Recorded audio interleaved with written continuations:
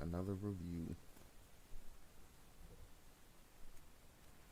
Let's see what we have planned here today. Today will probably be a shorter one, depending on what's available in the forum and all that. I won't be playing any extra games or anything like that. Let's see what.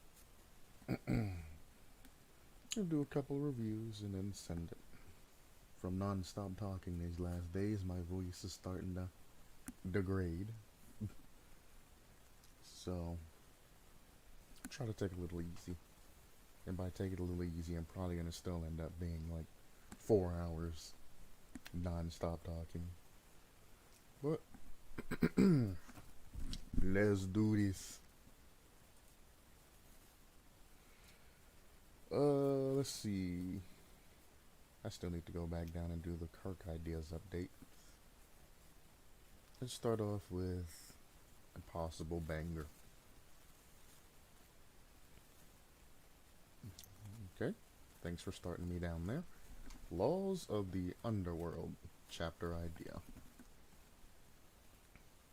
I wonder what that's gonna pull from. So I think Underworld, I think of the actual movie Underworld that just completely fell off. It was actually a pretty good movie series. The Duality.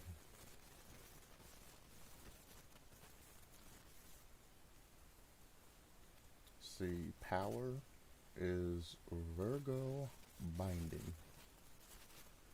The merging of souls is forbidding magic. It is granted unimaginable powers, but at the cost of sanity and control.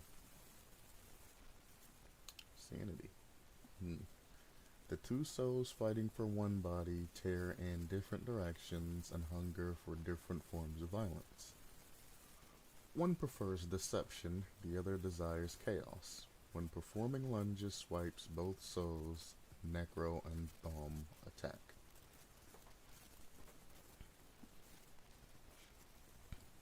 Interesting.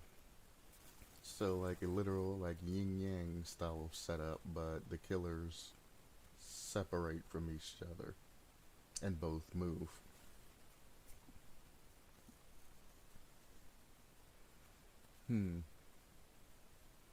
Sounds like an amazing concept. The only problem that I see with that is having basic attacks and swipes and all of that, having both of them attack, are gonna one need to be side by side each other, which means you're not gonna be able to walk through doorways and passages and things like that. So I mean, it's well no, because if somebody 360s you out and you turn and swipe, you probably still miss. So you're still prone to 360s unless you take your time.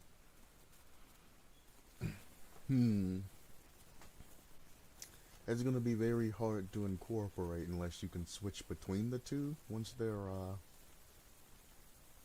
separated. And just make like, well, I guess you could make both of them still move but control one. If one gets stuck on a wall or something, you're gonna have a heck of a time when you switch back. But then you just add in a button to recall the other one back to the main body. So it wouldn't be that big of a deal. But I'm thinking about the plays. If you make it to where you can separate like the twins, and then you can switch back and forth and control both of them, that would be probably too OP. To be honest with you, because if a survivor runs through a one-way path, you can just drop one right on the other side and then run the other one. And if the survivor decides to double back or use a specific loop, you have the other one just standing there waiting.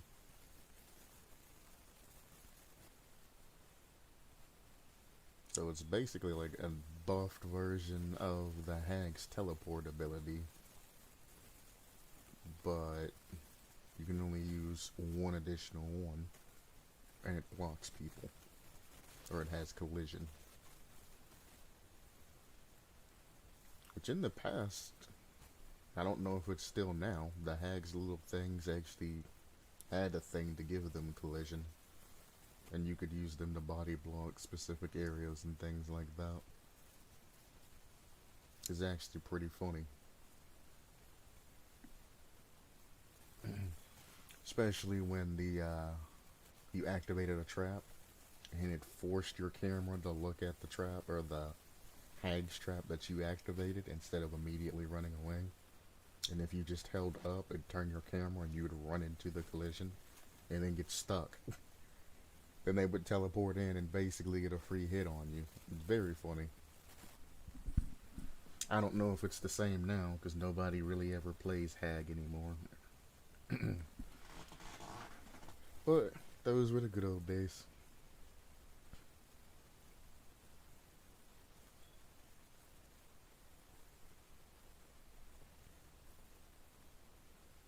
I guess you could make both of them be on top of each other, like one jump on top of the other one to make it like effectively a longer killer with just double the amount of attacks.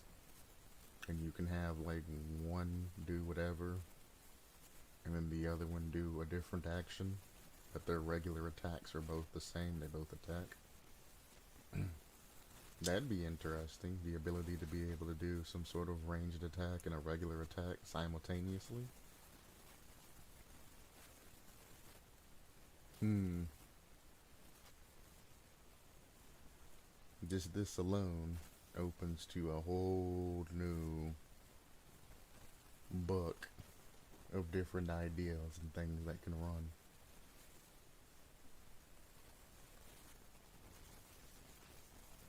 Special ability, Mercury Imbalance. Press the secondary ability to switch between the two souls' perspectives. Switching perspectives grants the undetectable status effect for a brief duration. I would like to have this further defined to see how long it takes to switch, because if it's instantaneous, what's stopping somebody for just keep swapping as they're running, swapping back and forth between them to keep the undetectable status effect going. Like, does it slow them down when they swap, or is it just an instantaneous, you can swap whenever you want? Is it a charging bar? Like, I'd like this to be a lot more further defined.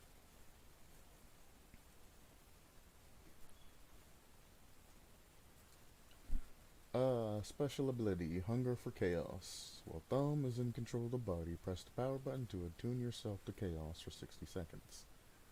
While active, your vision refines to black and white. Survivors that are running or performing healing and repair actions within your line of sight glow an intense red, revealing themselves. Healthy survivors that are damaged during this time suffer from the incapacitated status effect. Hunger for Chaos has a cooldown of 30 seconds. So after the 60 seconds ends, it has a cooldown of 30 seconds, or it just has a cooldown of 30 seconds. So you can just use it after your 60 seconds up, you can use it again. That's just something that I'm curious about, because if it can be used right after it,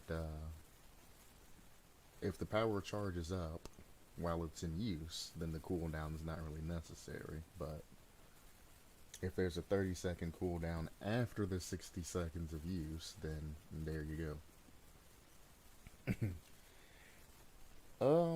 It seems for the most part balanced or anything like that. I mean, there's nothing, no instant downs, anything like that. It has to be in sight.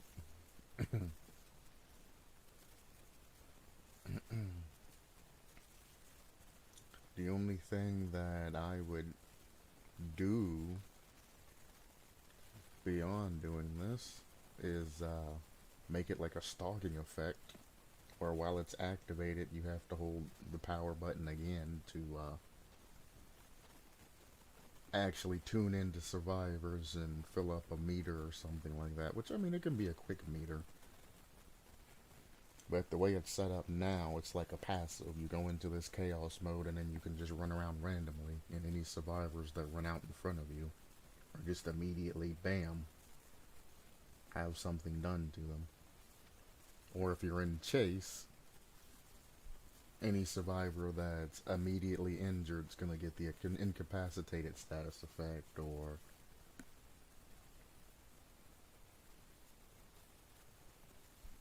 just something that's already just passively there.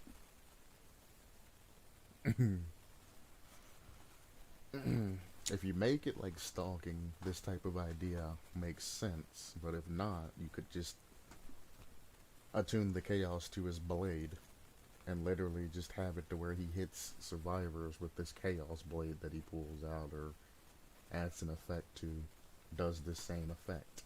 And it'll actually be easier to program and less lag because they're not having to incorporate another filter on top of gameplay. So I'd definitely make this like a stalking style of ability, so you can actually keep it the way that you intend it to.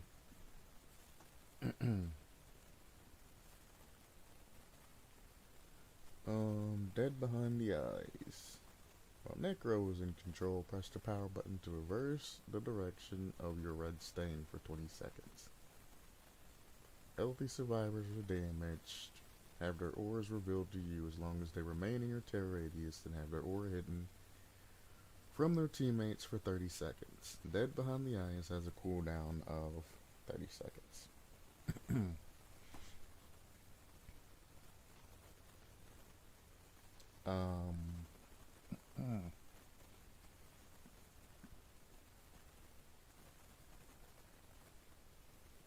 Reversing the direction of the red stain, I don't understand, because they're still gonna hear your terror radius and things like that. So you're basically having a pseudo undetectable status effect, except for the terror radius is coming through.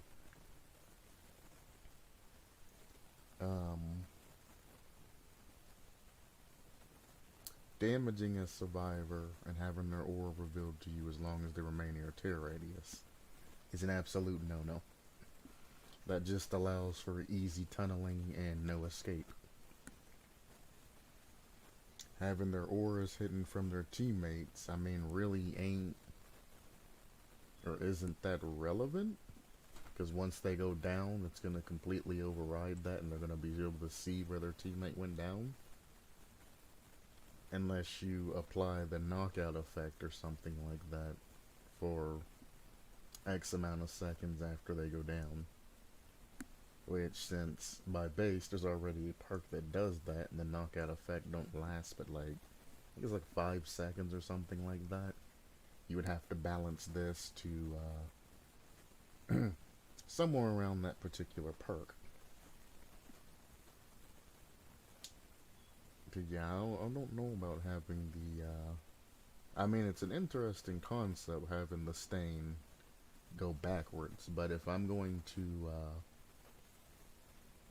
be faking and going back to try to fake a survivor, doing rolling strats where you basically look towards the ground and you roll your camera to go to the other direction, or you can swim, roll it back, and then roll it back forward to keep your speed. And to do the fake is an easy way to do that too. Especially if they're pallet camping and waiting on you to come around the corner. You roll your camera so they can't see your red stain. Then you roll it back, and I mean, this takes like 0.1 of a second. You just roll it back, get closer to the pallet, roll it back forward immediately, and then lunge attack around the corner to get the hit. So I mean, there's tech that basically does this. I guess for a newer player, the only thing I can see it counteracting is a survivor camping somewhere where they can be hit, and the only place I can think of that is right on the other side of a pallet. and that's around the corner. So that just, I don't know. I feel like this should be changed a little bit. The aura revealed to you as long as they're in your terror radius is an absolute no-no. Because that means after they get injured by you, they can no longer escape you. No matter where they go, no matter what they do, you always know where they're at. It's basically Scratch Mirror Myers with an activation of happen to injure somebody.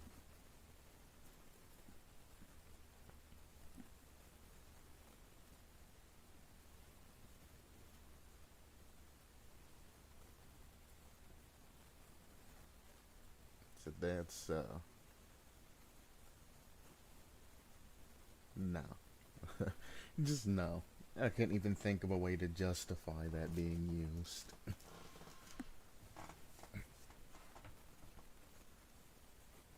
Yeah, you can severely reduce the timer and have their aura revealed for like a couple of seconds afterwards, because once you hit a survivor, they get that speed boost and are able to possibly drop a pallet or vault.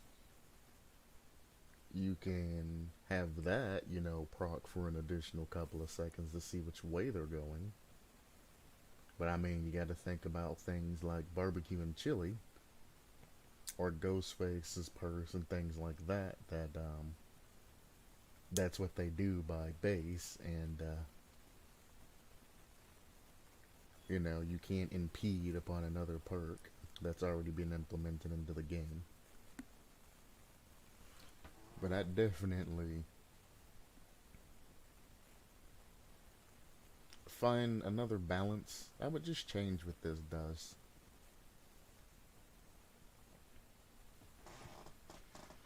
And then this one, you just said I would make it into like a stalking style effect, so it's not just automatic. Because I mean, at least stalking wise, you have to at least be looking towards the actual person and kind of have noticed that they're there before the bar will start filling up. This way, you could be walking and be popping people left and right because they're hiding in around the corner or a bush or something like that, and you just don't see it. But they can be getting status effects and things from it just because it kind of takes away the skill that it takes to use perks, and you're just kind of there. And they're getting banged for it. I've already went over this. This needs to be redone and changed. Bio. Oh, by the way, I like the way this is formatted. Like I said, the speed and tear radius and things like that, it's already to be determined. You don't really need to put this. If it's a regular walking killer, it's going to have a default. If it's a ranged, it's going to have a default. If it's like a teleporty style or different movement style, it's going to have a default of what everything is. So this isn't really necessary, but name, I love how the powers here, the special abilities, each have spaces in between them to separate them. Like, I love this format of how everything is. It also goes from primary to secondary to tertiary as well. It's not just all thrown in. Bio is next, which is fine. I'm glad that they clearly state that it's bio and then they just let it run.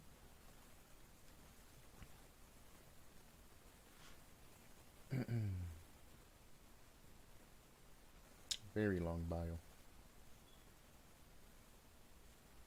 And then perks, like I said, clearly defined. Perk 1, Soul to Reap. When a survivor is in the struggle phase, the entity progression is increased by 33% while you are farther than 32 meters away.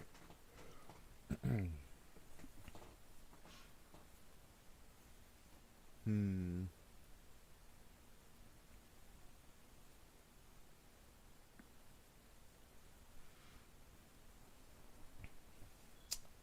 Well, let me see. First, before I even give them elaborate on it, 30% of 60 is equal to 20 seconds of rounded up. Which I guess I could have just done the 1/3 math, but. So, during the struggle phase, which lasts 1 minute, if you are basically out of tear radius from somebody, for those of you that need a measurement of the 32 meters and things like that, their second stage, which is their final stage, is going to be increased by 20 seconds, so they're only going to have 40 seconds to escape. I can't consciously agree that this perk is balanced. Yes, you have to be within or out of your tear radius, away from people, but I mean, it doesn't take that long for somebody who's actually just outside of 32 meters to come back and then immediately camp, tunnel, or do whatever is necessary to re-down a person or stop a survivor from doing anything. Especially if it's like a basement hook or something like that. And if the survivor themselves isn't running camaraderie, that gives the extra 30 seconds on top, then they literally only have that 40 seconds. Unfortunately, since it takes away 20 whole seconds, the killer can just camp for about, let's say 10 or so seconds, and then walk away, which gives another survivor 30 seconds to go down, save, and things like that. It cuts their time of planning in any type of thing like that, because killer can just, if they're a stealth killer, can just go basically out of tear radius and just mark people as they're going in. Once they walk down inside the basement, because of the reduced time, or heavily reduced timer, they can just follow them down and basically re-down them as they're coming back out, or any corner of the maps or anything like that. Or you can run this with Devour Hope, which you have to be out of a specific radius to get tokens for Devour Hope. The thing is, this forces survivors to go and get the quick unhook, and if they don't, they're being penalized to do that. So comboing with a very good perk like Devour Hope, it makes this perk way too balanced, because you're forcing a survivor to make an action or lose a teammate. Now you could make this like a 10% increase. That's 6 seconds off the clock. And that partially interferes. It basically takes camaraderie down from tier 3 to tier 2 in perk, if they have it. Or they're losing 6 seconds off of the clock. You know, seconds are precious when you have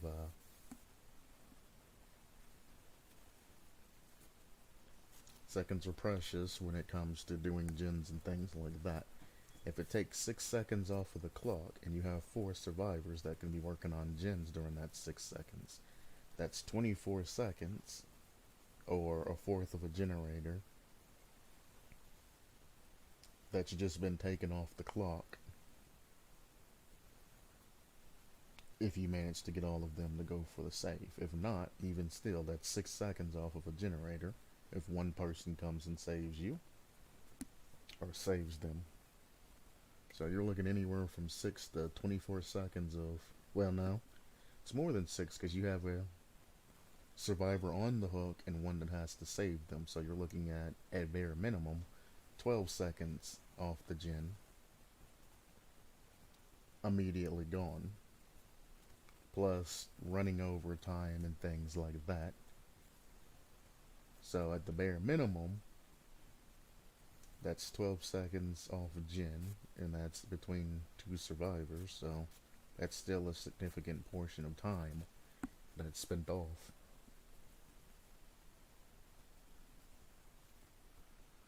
So I would decrease it to like 10%.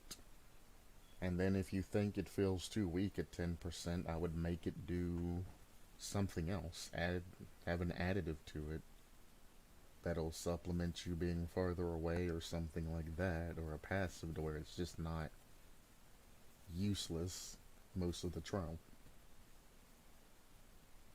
Now, this is almost balanced. It just needs to be a little bit tweaked and it's good.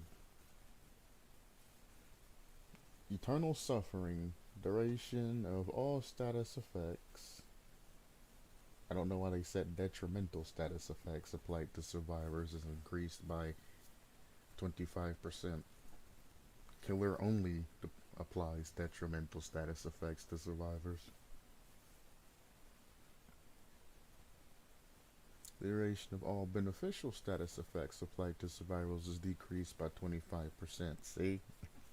You're running into that same issue again.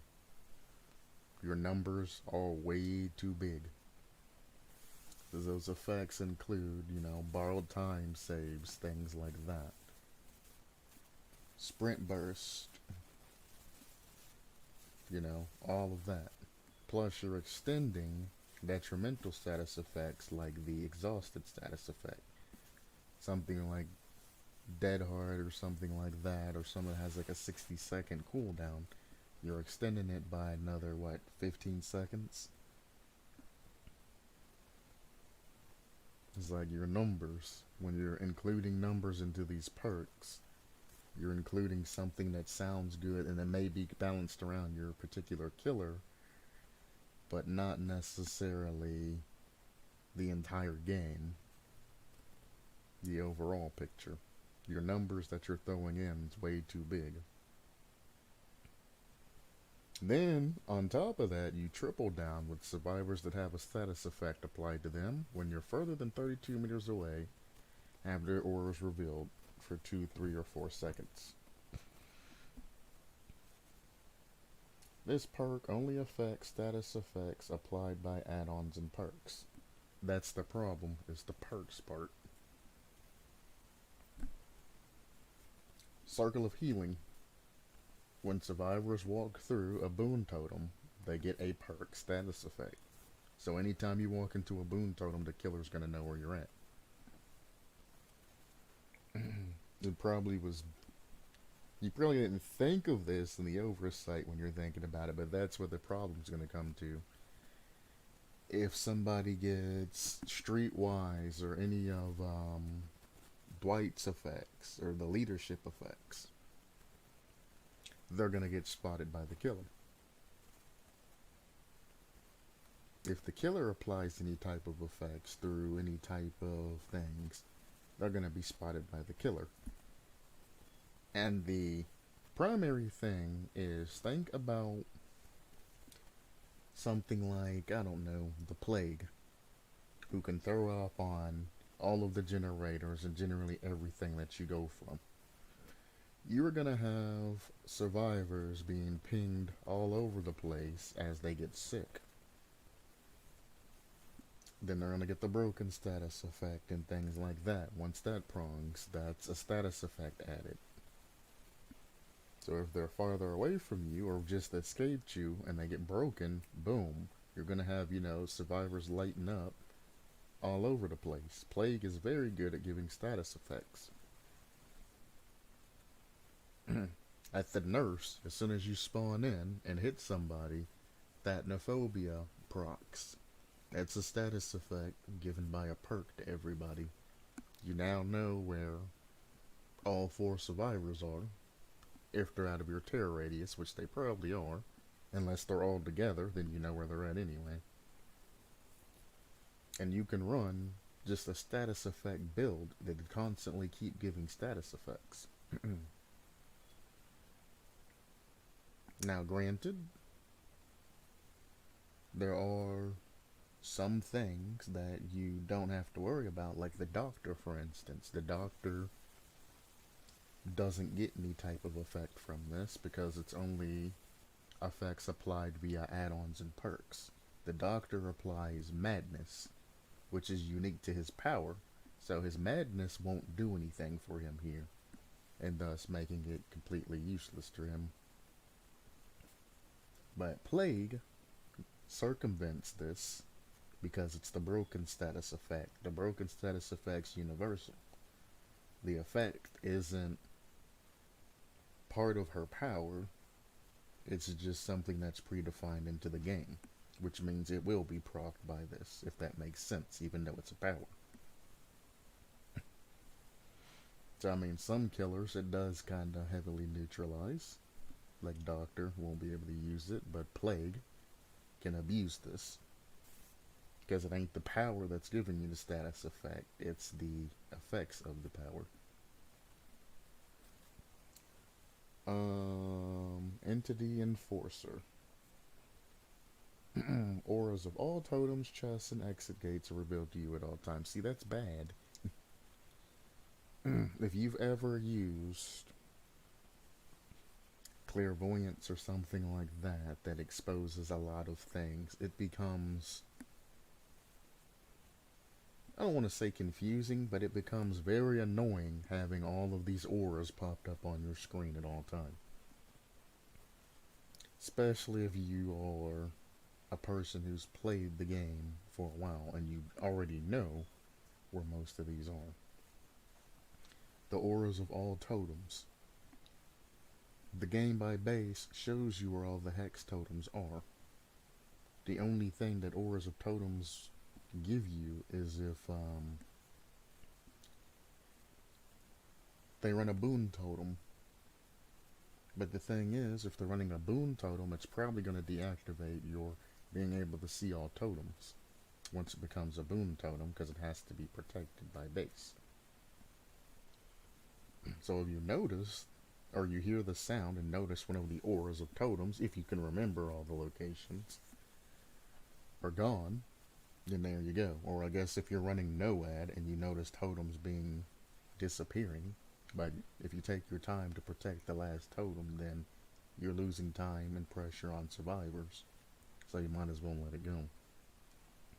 So knowing the auras of all totems really isn't generally needed. They have other hexes. What is it, like Hex Undying or whatever it is? That when somebody goes near an unlit totem or a dull totem, their auras are revealed. And that's what that perk does by base. I think it is. Hang on. Whoops. Is it Hex Undying that does that?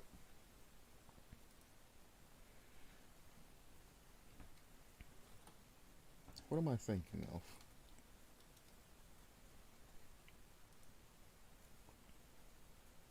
Yeah, the auras of survivors within 4 meters of any dull totem are revealed to you, on top of its regular effect of transferring its hex to another thing. So Hex Undying will tell you if anything's near that, or anything's near any type of dull totems. It'll show the aura of them immediately.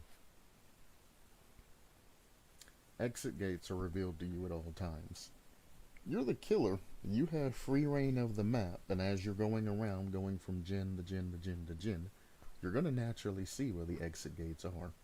And if you played for as long as I have, you already know where the exit gates are. Or where they can spawn, because they don't have a lot of variance in those. They're always essentially the same. Even on some maps that always spawn them basically right next to each other, and I still don't understand to this day. But you don't need to know where exit gates are. They're irrelevant. If you're playing good, they're going to take that hatch with the last survivor before they take any type of exit gates.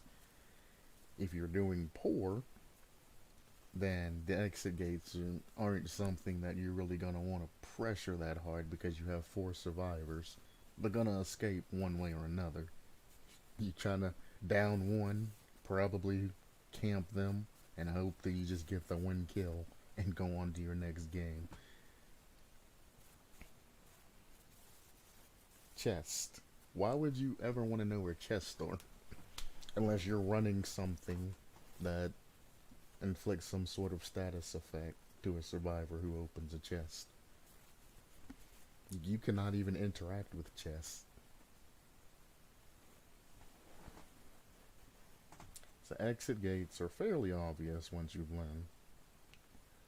Totems, as I said, your hex totems are always shown to you. Dull totems, just run Hex Undying. It'll protect your hex totem with the added benefits of any survivor going near any dull totems you can see.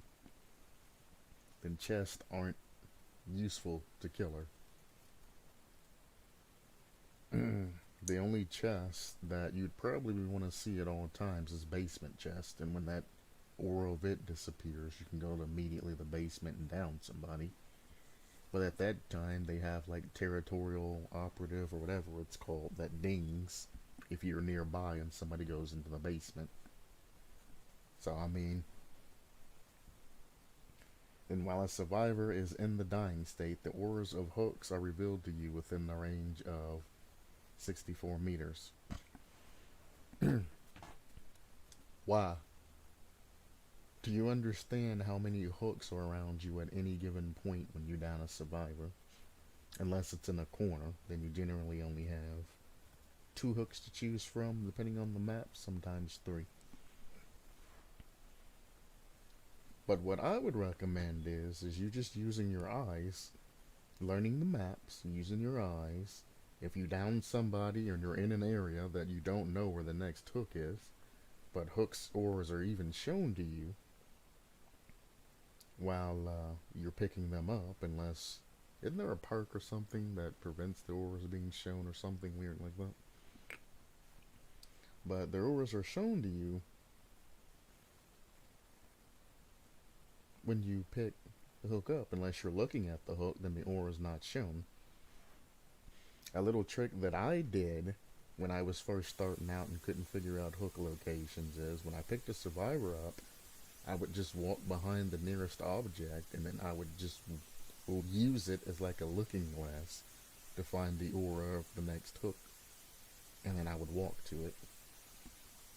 Nowadays, I generally know a general direction of where a hook is before I even down the survivor, because as you're running and chasing them and things like that, you shouldn't be tunnel visioning on just the survivor anyway.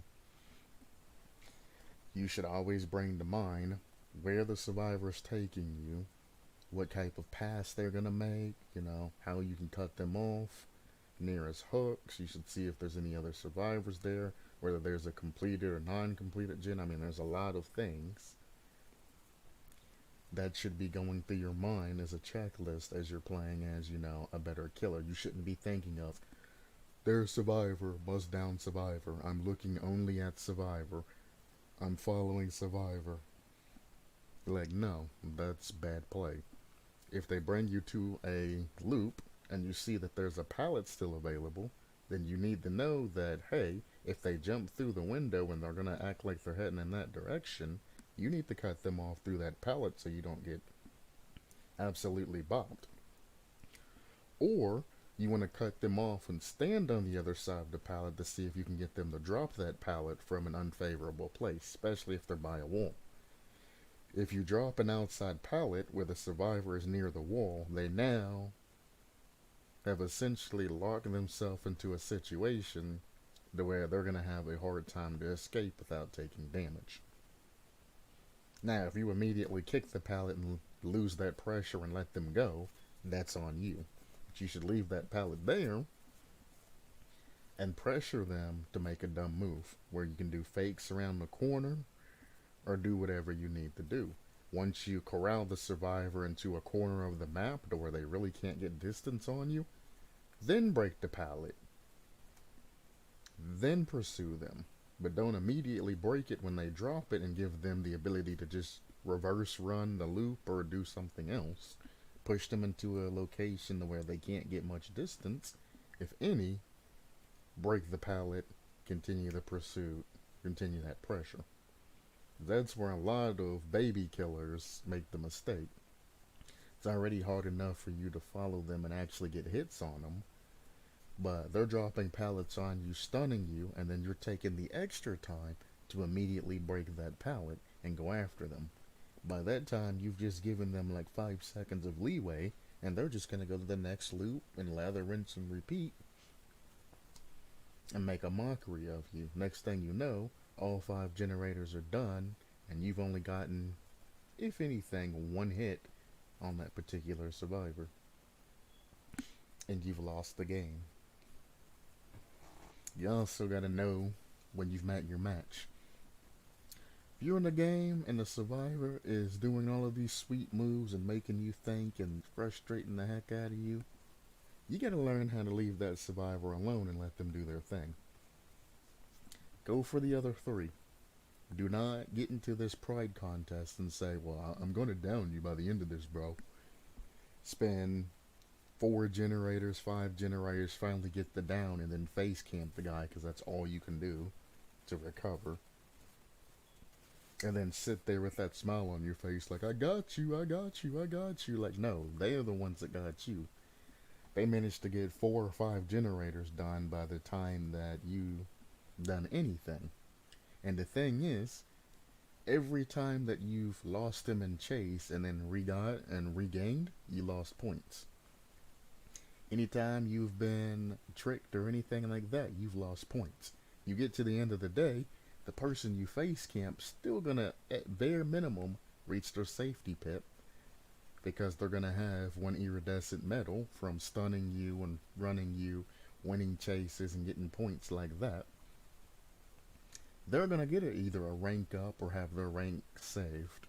Well, you're gonna lose rank because you're constantly losing points pushing this one survivor. Then you face camped him, which is even more lost points. And it's even worse if they manage to save the survivor that you're face camping. Because now you have nothing but just this huge deficit of points, and you're probably going to go down 2 or 3 ranks. Well, divisions of ranks. Because you couldn't let your pride go. Like if somebody's running you, or you see that they're in a very strong loop, or a loop that you're not strong against, or something like that, or they're doing something you don't understand, walk away.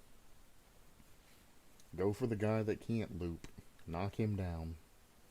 Make the big looper that knows how to run you, make him make a play and go in to save the other person. Catch him where he can't escape. Get that free hit on him when he goes to make that save.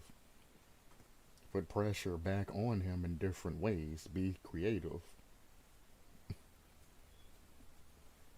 So a lot of people are like, oh, the killer it's not fair to be a killer. And other people are like, it's not fair to be a survivor. But you never use your brain to actually try to win. Everybody else, well, I can't say everybody else. A lot of people have brains going. And they're doing all of these 360 window fakes and things like that. And you're basically running to the window, medium vaulting, and getting bopped every time. That's about you learn why you got bopped and how to prevent you from being bopped in the future, as opposed to continuing to do the same things, then complaining about the game not being fair.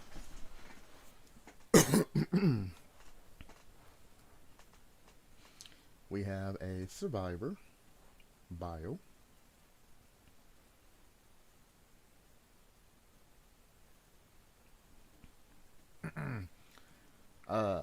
Bios are way too long. I'm just gonna throw that out there. Way too long. When it comes to some bios, you just need to leave in the relevant information. For example, I don't know. Let me just pick a random thing.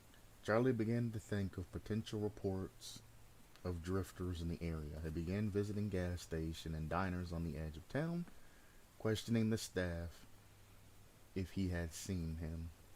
Only one of them had, but that was far as their help went. No direction to point in, no outfit specification. Charlie thought of reports of drifters in the area.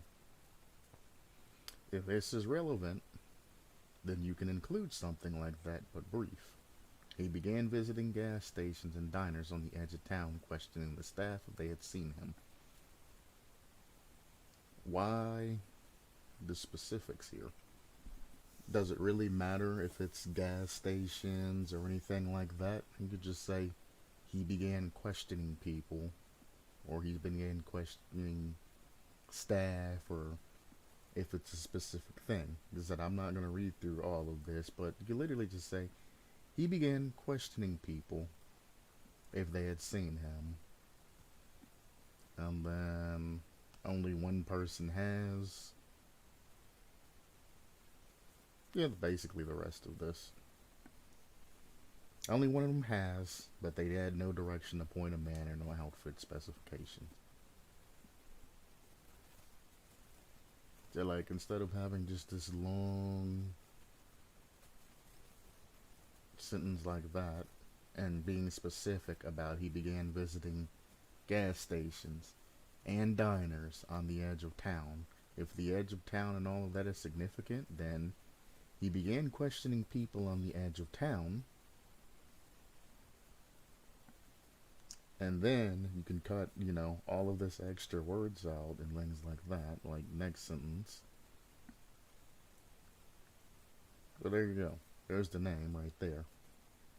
So you don't even have to say him. So Charlie began questioning people on the edge of town about finding Kenneth Chase. Only one person has seen him. And that was as far as the help went. There was no direction, no outfit specification, or just say there was no additional intel, to keep it brief. He was forced to abandon all hope, no point in a ghost chase. He decided to leave his card at every motel, every billboard, every diner, every phone box, etc., etc.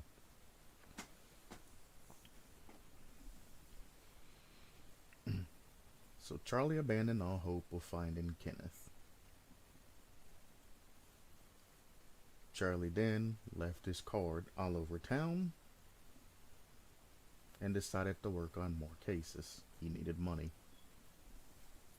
They just summarize everything that's here, summarize and kind of make it a lot shorter as opposed to telling a story. I mean, this is very well wrote out. And if you're writing a book or something like that, would probably be a very good read because you're telling a very good story. But this is a bio. Everybody just wants the basics. Anybody that's even reads bios just wants a basic, and bios typically aren't this huge.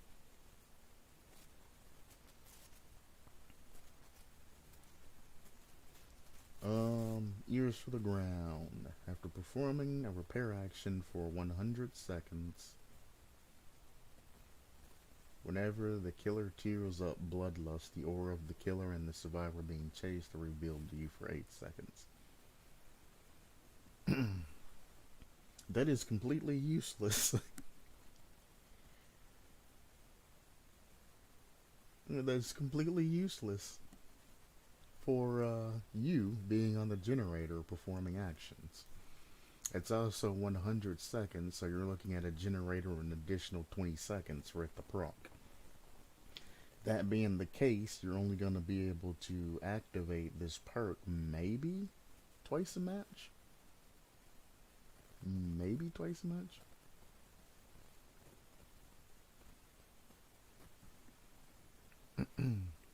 Like, what's the benefits of knowing when the blood or when the killer tears up? If the survivor's in chase, you should just know that the bloodlust or the when the bloodlust tears up a level. You should just know when you're in chase. If the killer's behind you for X amount of time, you should know bloodlust is coming. If you're new, you probably don't even know about bloodlust. Regardless, and you're probably gonna take that B whooping.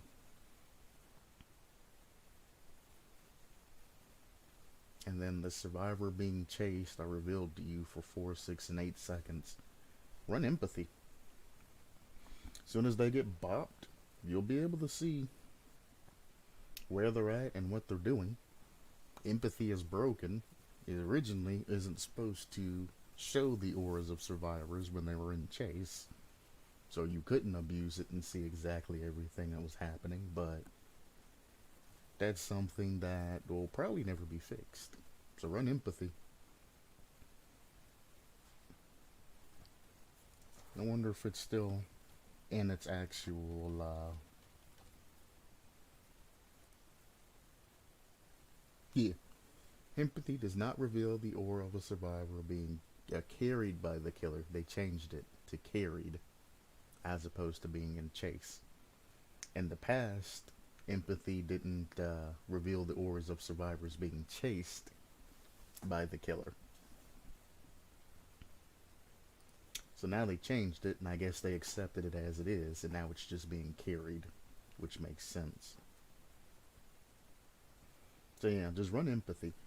You can literally, if they're in a chase and all that, as soon as they take their first hit of damage, which generally happens fairly quickly, you'll see every action that they're making, every move, every bit of everything. If you don't want to rely on that, you can just run a key. Yep, the old green key or something like that with add-on that lets you see the killer if they're within X amount of distance from you, etc., etc. The only way I can see this being anywhere close to good is if you're playing Survive with friends. And perks should not be balanced around Survive with friends.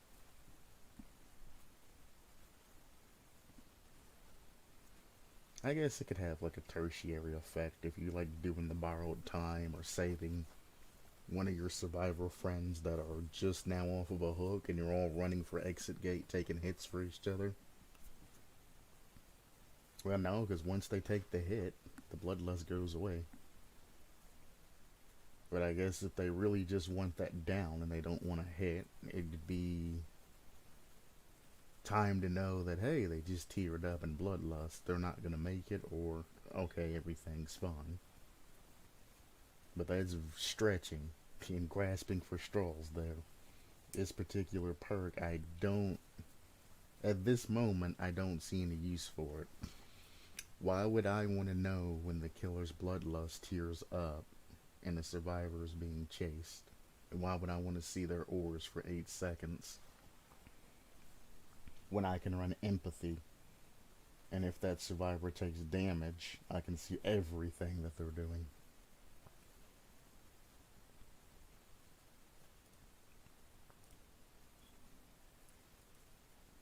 Switch that over. Friends in higher places. For each safe unhook you perform, the next time you are hooked, you gain an extra penalty-free attempt at unhooking yourself, up to 3 extra attempts. Bro, you're trolling. Safe unhook literally means that you unhooked a survivor and they immediately went back down. That is the safe unhook. Another thing, there's slippery meat that gives you 3 extra free attempts. I mean, they aren't necessarily penalty free. I think you do still lose a little bit of time, but slippery meat's there. For each, oh no, you said safe unhook. I thought that said unsafe unhook. I'm reading wrong. For each safe unhook you perform. Alright, I was like, this guy's trolling. Why did I read that as unsafe unhook? Why did I put un in front of that? I was saying it didn't make sense. This is troll.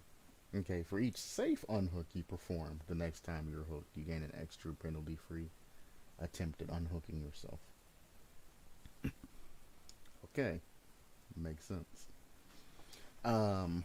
No, just run deliverance.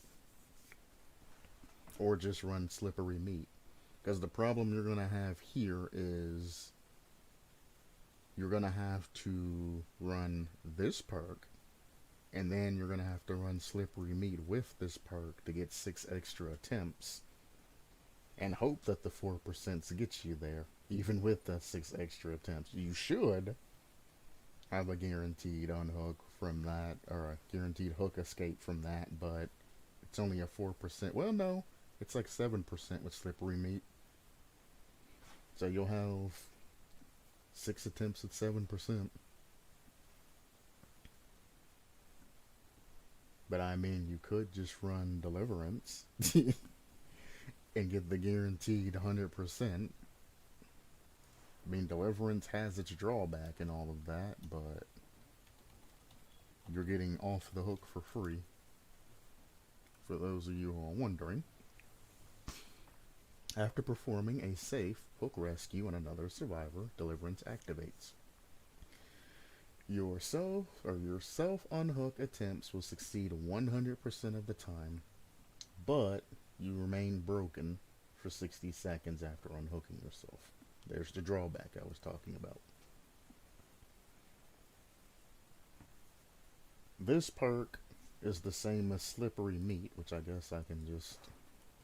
I think it's a additional 3% on top. 4%. Yeah, 7%. No, 8%. 8%. 3 additional self-unhook attempts, and all are at an increase of 4%. So that's 8% in general, because every hook chance to escape gives you a 4% chance. Running Slippery Meat gives you an 8% chance, and 3 hook attempts at 8%.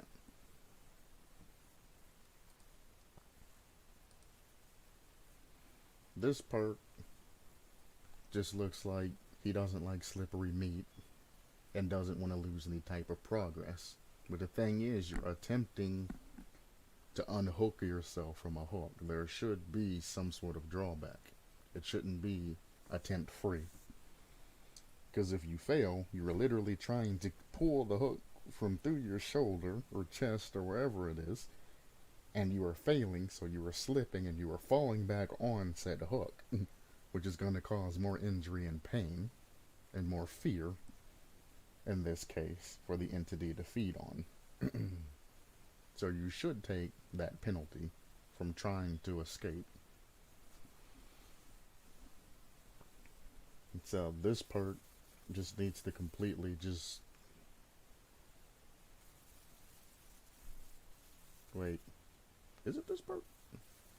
Yeah, this perk needs to be redone or completely removed. I mean, like, when you're being chased by a killer, you see the auras of all generators being repaired by a teammate within 64 meters of your location. I mean, that'll be kind of a meh, but I mean, you can just leave that. I would definitely take off the top line. That shows no merit, and it actually undermines a lot of perks when it comes down to it. But when you're being chased by the killer, the auras of all generators being prepared by a teammate within 64 meters of your location. If you're looping and all of that, I mean, I can see where it comes into effect, so you can avoid teammates. But I can also see it be used the other way. If you're looping and you're already injured and you're wanting to just pass that off to another teammate, you can run by them and basically force them to take your loop. So it can be used for altruistic people, or it can be used by trolls. It can go either way. Which I guess if it can be used for good or for evil, then it's balanced. I don't know why I would want to see an aura being repaired by my teammate, though, because the general area that the killer comes and finds me at, I'm going to generally stay in that area unless there's other people nearby. Then I'm going to run them to the nearest neutral loop that essentially doesn't have a generator right next to it. And if I do run in that area and the teammate elects to stick that generator as opposed to move out of the way or run, it's kind of half on them for taking that slap as opposed to just staying off and running. This killer generally loves to tunnel vision the prey that they already have in front of them. Unless they're uninjured and they can't catch them, then they'll definitely switch to another target. But if they're injured, why go after fresh meat when you have an injured one right in front of you? So that's very meh. I can see it for some people that, all they do is loop. They don't do gens, they just find killer and loop them. That's what they're known for. I can see it being useful for them starting out. I mean, after you get used to looping and playing the game, you basically know. Because, I mean, there's a lot of things that give away that somebody else is on the generator. There's repair sounds, the light on the top of the generator that flashes. If you look at those ever when people are working on them, yes, they do change as the generator's being done more and more and more and more. So not only do you have sounds and the lights and, all the other types of context clues that people are there, you also have your sight. If you're running by and, it's a generator that's in closed walls and things like that, it is what it is. If you need to use the towel to escape, so be it. It is what it is. If it's a generator out and about and you can just look and see that, hey, there's pistons on that generator moving, there's probably somebody there. Maybe I shouldn't go there.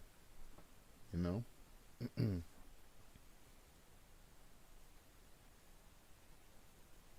So it's kind of a meh. You can include it. It probably won't be ran majority of the time, but it can be included. Um, Help me help you. When you have been injured in the injured state for longer than 40 seconds, this perk activates. Excuse me. While active, any survivor that fully heals you has their groans of pain, breathing, footsteps, hiding, and vaulting audios reduced by 25% until they are placed into the dying state. If you are placed into the dying state while near to an injured or exposed teammate, your wiggle bar is 15% pre-filled the next time the killer picks you up.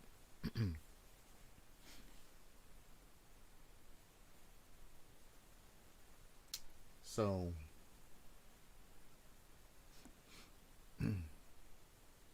this perk is designed to reward players who essentially don't heal and go back and jump right back on generators. The problem I have with this is the survivor that fully heals you has groans of pain, breathing, footsteps, those three. That's gonna counter some console players that have the game going through their TV or something like that. But I mean, most PC players play with headphones. Decreasing their groans by 25% is going to do absolutely nothing to a PC player or any type of headphone user. Hiding audio, I don't understand. Hiding in a locker, I mean, it's very, I mean, you can still hear it, but it isn't that loud if you're just hopping into a locker and you're not holding it. Because if you're jumping into a locker, the killer's gonna get a notification anyway. Same with vaulting. If you're doing a slow vault, the slow vault noise isn't that loud. If you're running and vaulting, the killer's gonna get a notification letting them know. So I mean, what are you trying to do with 25% reduction when if you're doing any type of loud movements, the killer gets notification? And if you're trying to be sneaky and things like that, even with headphones on, you have to have them extremely high to hear a survivor, or you have to be extremely nearby to hear a survivor trying to do things. Because you can see, if you want proof, just look up any type of YouTube videos of people like stunning a killer or doing something like that, or a killer's busting through a door, something, or they're juking killers, and they fool the killer, and then they immediately hop back through the window, stealthily and slowly, after the killer swung or something like that. Or if the killer's nearby, they sneak out of a window near them and then they take off. Killers generally don't hear that when you're vaulting over something. It's very quiet. Hiding in a locker, that can be heard, but you have to be extremely, extremely, extremely close, even with good headphones. If you're, taking the slow amount of time to hide into a locker, the noise is already reduced. But if anything, that's values that you're going to have from that. And let's go back to the first part of that. Groans of pain being decreased by 25% does nothing. Absolutely nothing. Does absolutely nothing by 25%. If you think about no mither and things like that, people are still getting slapped and things like that because no mither isn't 100%, and it isn't 100% because the iron will. Breathing in general, the only thing that I know that generally goes by breathing is like the spirit and things like that. That's where you really want to hear things like breathing. But I mean, if they're running Strider, which some do, while playing Spirit, it don't matter how much you cut it down. Strider's gonna override that anyway, for the most part. Footsteps, Spirit can hear footsteps, things like that. Footsteps can be heard, generally aren't, unless it's a spirit or something like that, or like I said, you're blowing out your eardrums with the amount of force. Now, while you're running, that's when your footsteps definitely be heard. And the breathing and all that other thing. But now you have other problems if you're running. You have huge scratch marks being left behind and things like that the killer can see. So footsteps is decent. I have lost the killer, but heard them, and then clickety on the other side of a wall and known where they are. Footsteps is very good for tracking survivors. And I don't believe there's any other perk in the game that does footsteps. So decreasing footsteps, there might be. There could be. But to my knowledge, I don't think there is. There's sounds and things like that, which are probably incorporated, but nothing specifically for footsteps. Which I guess I could just literally just say no. Let's try steps. No. There you go. There's nothing, no perks that specifically target footsteps. So you could leave that in. Any survivor fully heals you have their footsteps, audio reduced by 25%. And then if you are placed within a dying state near an injured or exposed teammate, your wiggle bar becomes 15% pre-filled. There you go.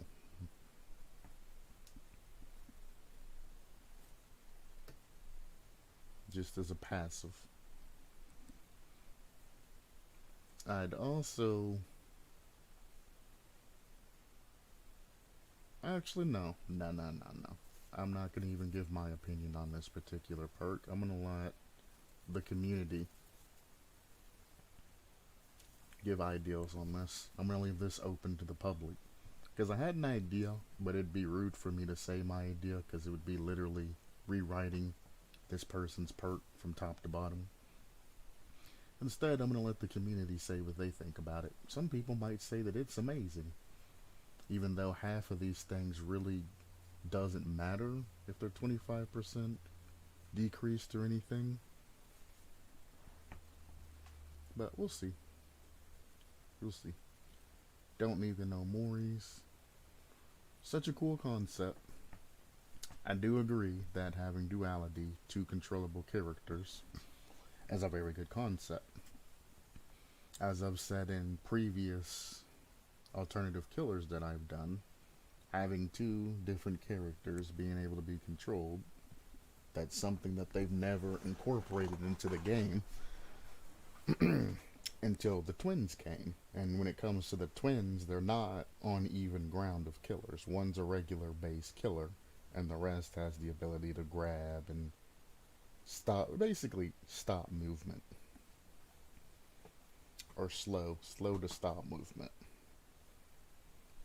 It does have the little killer instinct and all of that. It's got little cool things, but it's all basically on one killer. Its alternate form. The regular killer loses basically everything for its power, or the second killer to have everything.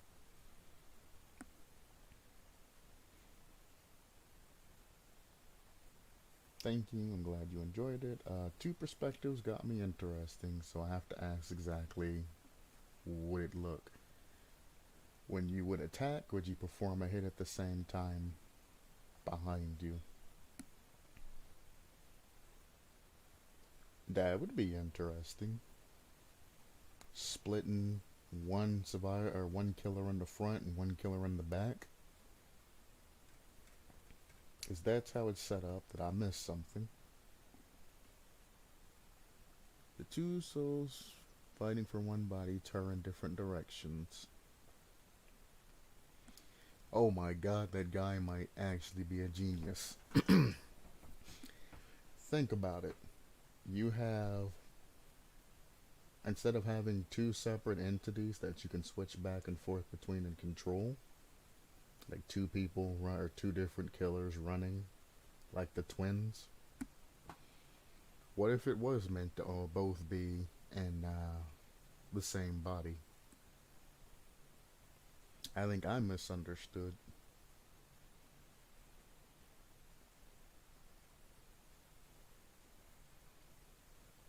But it does say two souls fighting for one body, tearing different directions. So yeah, I definitely misunderstood. I see. So they both stay in the one body. They just both move in different directions. So essentially, you could have one killer and have the front of the killer, or the perspective that you're moving at, change, giving you the ability to use both faces. I see. Okay.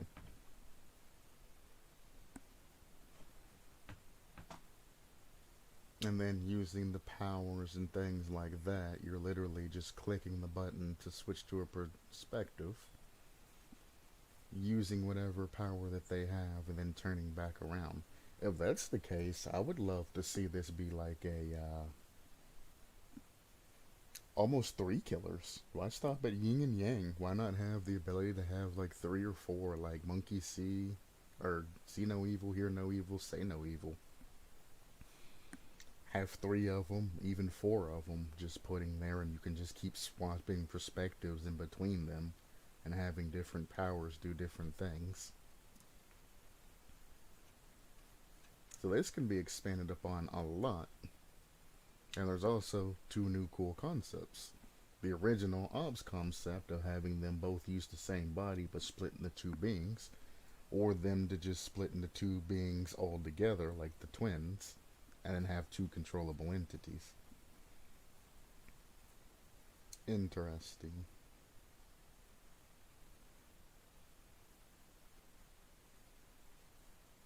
Could also go horror movie-esque and have the being literally split in half and have, like, I don't know, an intestine or something holding the two pieces of the body together.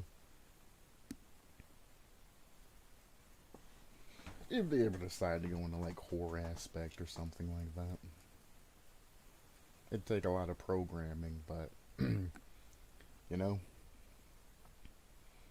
one day they might decide to actually add in a appearance pack to where you're actually getting caught and it shows that your clothes are like battered, bruised, and body's hanging out, and you're bleeding out, and it's all gruesome. The gruesome pack. It might include something like that one day. You never know.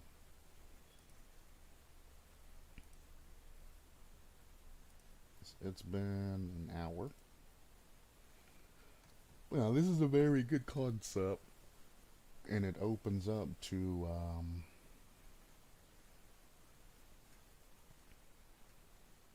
a lot, super huge lot of ideas that can be piled on top of this to create a whole bunch of different killer concepts. Sonic's Blue, you might be the father of a very good idea that behavior might actually incorporate in the general future. They have to see it first. So I actually want to go back, back, back, back, back. So apparently 3 new something here.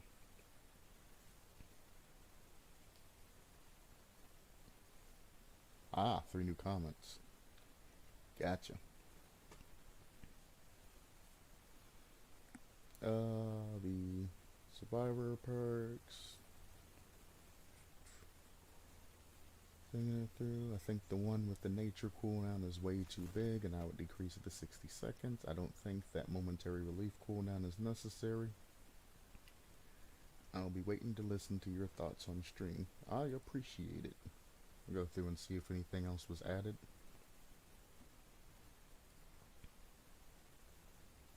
Yeah, it's still the same. If you guys want to go over this, I actually did this on stream live. I want to say 2 or 3 days ago. Nice. And then the killer says, "Ice to see you." Love to hear your thoughts. And after your recent stream, I used your lessons to create something that would be close to implementing to the game. I hope I did a better job this time. You did a good job the first time, Galanonum. Don't get me wrong. The job that you did was fantastic and excellent, and better than most of the things that I see on this forum. So a lot of people want to pitch a concept, but they don't want to do the work to bring it into, like a full actual concept. They expect the community to just take over and do things for them. I appreciate you make things easy to understand, you write things out, and then you leave everything basically open to discussion. You did an amazing job. And don't let anybody else tell you anything else about it. Now, there are some people that unfortunately don't do a very good job. And there's a lot of killers that are part of that you click on. Some I've clicked on and I've just been like, no, like the Baldies chapter concept. It was a meme. I mean, obviously it was a meme. But if he really wanted a Baldies killer, that concept was not that great. One I actually had to remove from, I think I've removed about 5 killers that I've clicked on so far. And all the footage and all that with it, it was just, the killer was so bland and unfleshed out, and there wasn't any compassion or thought into it, that I was just like, no, I can't. Self-portrait done it. Oh. Oh. Oh. I read self-portrait done as Ghostface, and I thought they were doing the Emma Roberts portrait from Ghostface, or Scream 4, I think it was. And I thought that's what that was, and I was like, oh, that's pretty cool. But you scroll down and, oh. Oh. I don't know why you would draw yourself, though. That's kind of weird. Drawing yourself was getting killed by another killer. No matter how big of a fan you are, you should never want yourself to be killed by a particular killer. And if you think that'd be cool to be killed by a killer, especially in a particular way, you might want to seek a little bit of help. I'm just gonna throw that out there. Those are called suicidal thoughts, and they aren't to be taken lightly. You might want to seek help.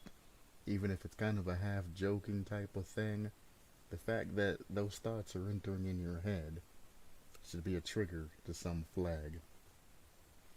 Especially if you're displaying it publicly like that. I think, is this by one of the Dead by Daylight producers? Or person that works on Dead by Daylight? Because even so, that means that your work is starting to influence you.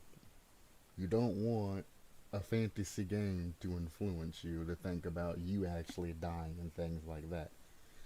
There's nothing wrong with getting into the mindset for creating content and things like that. But when you start drawing yourself being killed by your creations and things like that, you're too far in. You need to take a vacation. You need to do something else with your life. But I think I'm gonna leave it at that. Let me just Suicide Hotline. The National Suicide Prevention Hotline at 1-800-273-8255.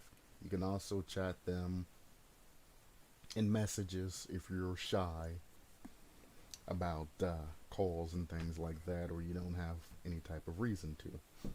You can call, you can text, you can do all kinds of other things. There's different numbers for everything. There's numbers to let you talk to people. So if you're not feeling yourself and you're starting to have weird thoughts, even if they seem harmless and you know you'll never follow up on them, there's always a start to every problem. You might want to just take a step back and just reevaluate something, you know? But regardless,